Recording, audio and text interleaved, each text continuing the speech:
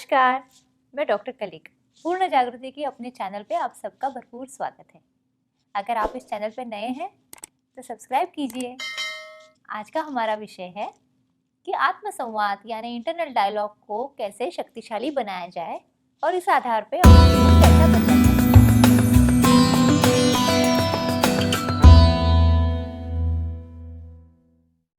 देखिए, हम सबको बातें करना बहुत पसंद है। हम दूसरों के साथ बातें तो करते ही हैं, परंतु स्वयं के साथ 24/7 24 घंटे बात करते रहते हैं। कई लोग तो नींद में भी बात करते हैं। तो ये जो हमारा स्वयं से होने वाला संवाद है, अगर हम कहें कि यही चाबी है हमारे जीवन को बदलने की, तो क्या आप मानेंगे? सच मानिए, यही चाबी है। क्योंकि हम जो अपने आप से बात करते हैं वैसे हम बनते हैं। और ये इतना शक्तिशाली होता है कि इससे हमारा जीवन का दृष्टिकोण बनता है। दुनिया के बारे में जो दृष्टिकोण वह बनता है। इतना ही नहीं, हमारी स्व प्रतिमा भी इसी से बनती है, जिसे हम सेल्फ इमेज कहते हैं। और सच मानिए, जितनी हमारी सेल्फ इमेज स्ट्रांग है, उतना हमारा जीवन अधिक यशस्वी और आनंदी हो जाता है। ये स्व प्रतिमा कैसे तैयार होती है? तो ये बचपन में तैयार होती है।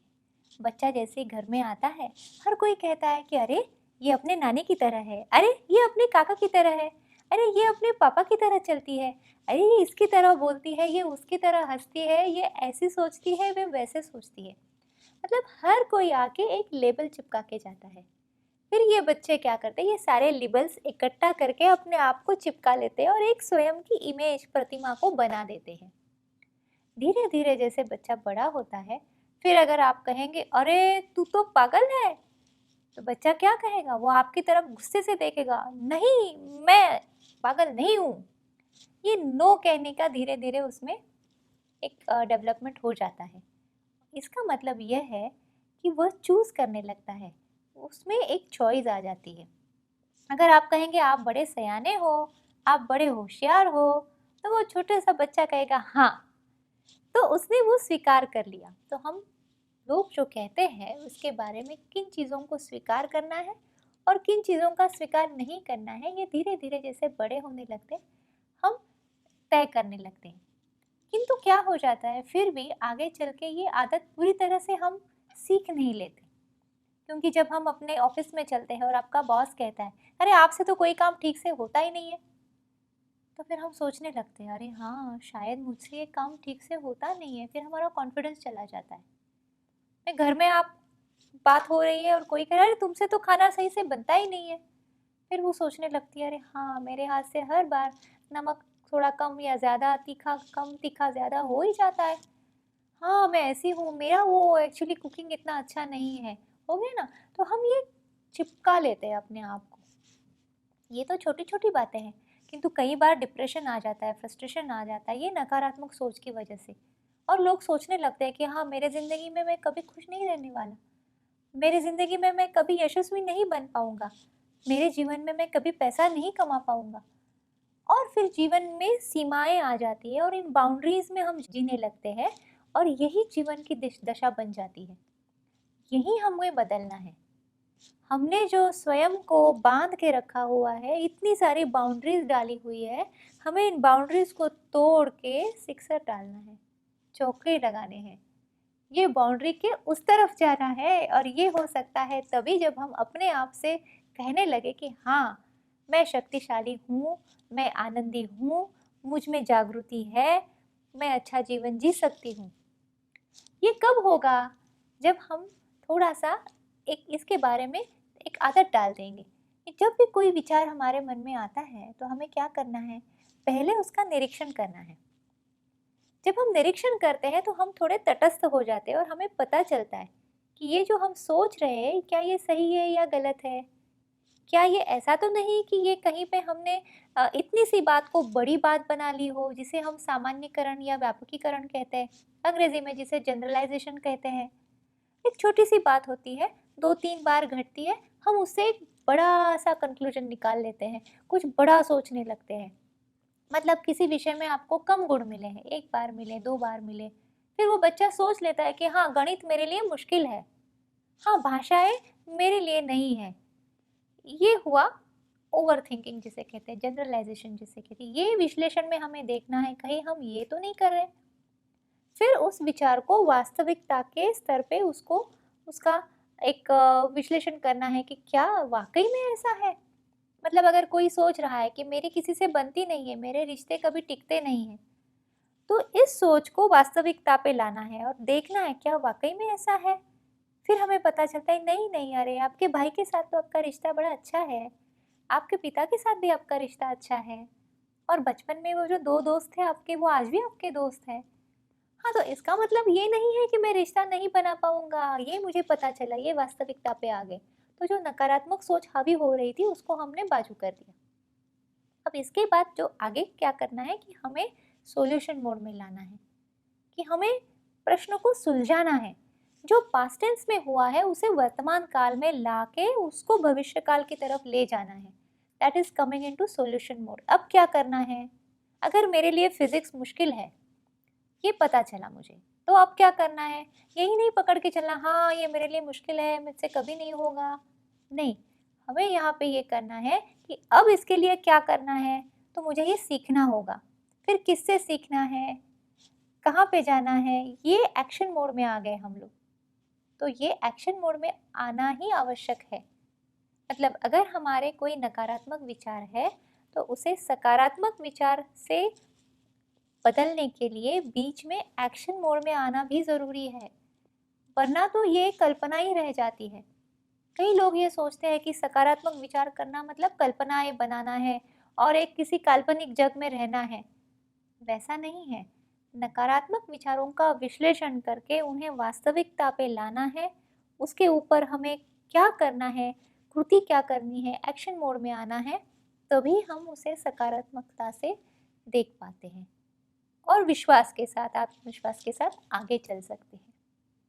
तो ये जो विचार है ये हमारे मन में फिर हमारी अपने आप से होने वाली चर्चा हो जाती है। और अगर हम अपने आप से सकारात्मक चर्चा करना चाहते हैं तो सकारात्मक विचारों को भी अपनाना चाहिए। तो इसके लिए काफ़ी सारा रीडिंग जिसे कहते हैं, वाचन करना, अच्छे अच्छे ग्रंथों का अभ्यास करना और सुनना, ये सब चीज़ें तो आती है। इसकी आदत बचपन से ही अगर बच्चों में हम डाल दें और स्वयं को भी लगा दें, तो हमारे पास इसका भी एक अच्छा संगठन हो जाता है अच्छे विचारों का, जो हम नकारात्मक विचारों के ऊपर रिप्लेस कर सकते हैं और हमारा जीवन बदल सकते हैं। इसी से फिर हम हमेशा एक शक्ति का स्रोत बनते हैं, दूसरों के लिए आनंद का स्रोत बनते हैं।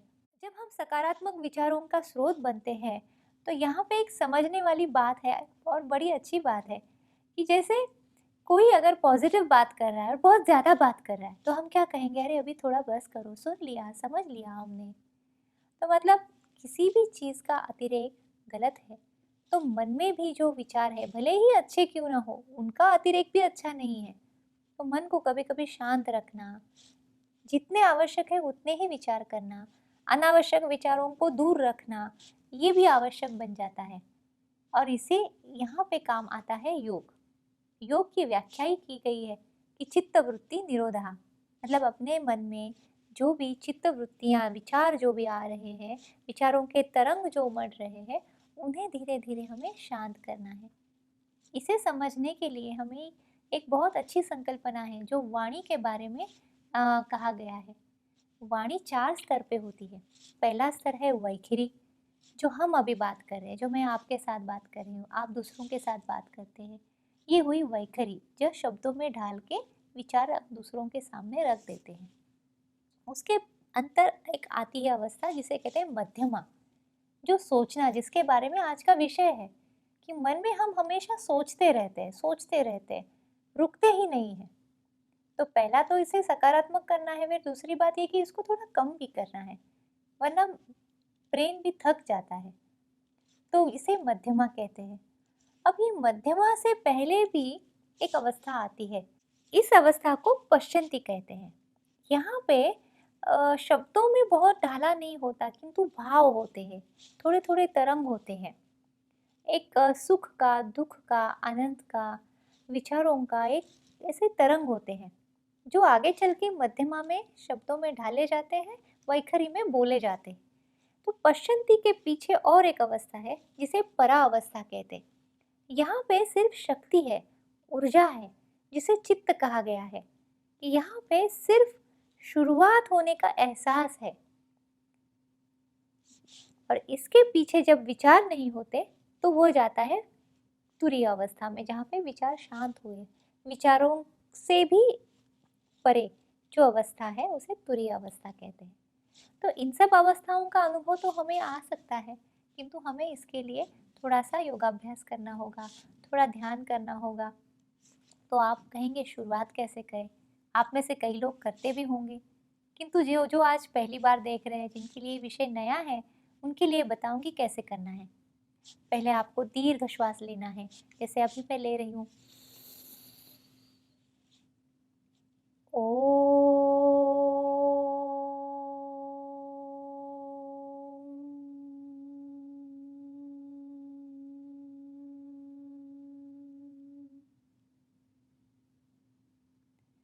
शुरुआत करते समय 5-10 बार ओम का अभ्यास करना है।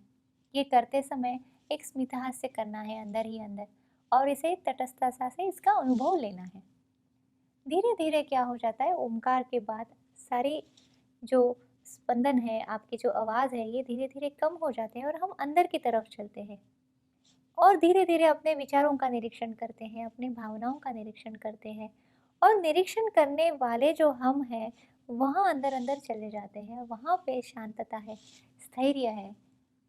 तो ये अगर दिन में हम 5-10 मिनट भी अगर कर लेते हैं तो हमारी बैटरी चार्ज हो जाती है, हम सकारात्मकता की ओर आ जाते हैं, और हमें पता चलता है कि ये जो विचार करते हैं, भावनाओं में बह जाते हैं, गलत सोचते हैं, दूसरों के लिए भी गलत सोचते हैं, ये सब जो है ये तात्कालिक है। इसके परे भी हमारा कोई अस्तित्व है जो आनंदमय है, जिसमें जागृति है, जिसमें स्थैर्य है, जहाँ पे आनंद है। अगर आप इसका अनुभव लेना चाहते हैं तो आज से शुरू कर दीजिए। अगर ये बातें आपको पसंद आई हो तो लाइक कीजिए, शेयर कीजिए और सब्सक्राइब करना मत भूलिए। खुश रहिए, फिर मिलते हैं।